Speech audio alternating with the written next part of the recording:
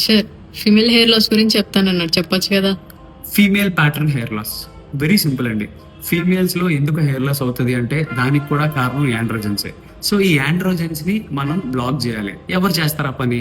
One potent female hormone చేస్తుంది, దాన్నే oestrogen అంటారు. సో ఈస్ట్రోజన్ యొక్క ఎఫెక్ట్ ఏంటంటే ప్రొటెక్టివ్ ఎఫెక్ట్ ఉంటుందండి. అంటే హెయిర్ ఫాల్ అవ్వకుండా హెయిర్ గ్రోత్ ని ఇనిషియేట్ చేసేలా పనిచేస్తుంది.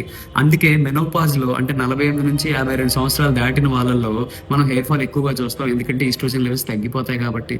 అదే ఈస్ట్రోజన్ లెవెల్స్ ఎక్కువ ఉండే ప్రెగ్నెన్సీలో హెయిర్ చాలా బాగుంటుంది. సో ఇప్పుడు ఏం చేయాలి సార్? ఇప్పుడు హెయిర్ ఫాల్ అవ్వకూడదంటే ఏం చేయాలి అంటే, ఈ ఆండ్రోజెన్స్ ని ఈస్ట్రోజన్ గా మారేది ఒకే ఒక ఎంజైమ్ ఆరోమేటేజ్. ఈ ఆరోమేటేజ్ ఉంటే గానీ లేడీస్ లో ఫ్రాంటల్ బాల్డింగ్ అంటే ఈ ముందు ఉండే జుట్టు వెనక్కి వెళ్ళిపోకుండా ఆపడానికి కావలసిన most important thing hormone is aromatase. ఈ ఆరోమేటేజ్ ఎక్కడ ఉంటుంది సార్? చాలా ఏరియాస్ లో ఉంటుంది.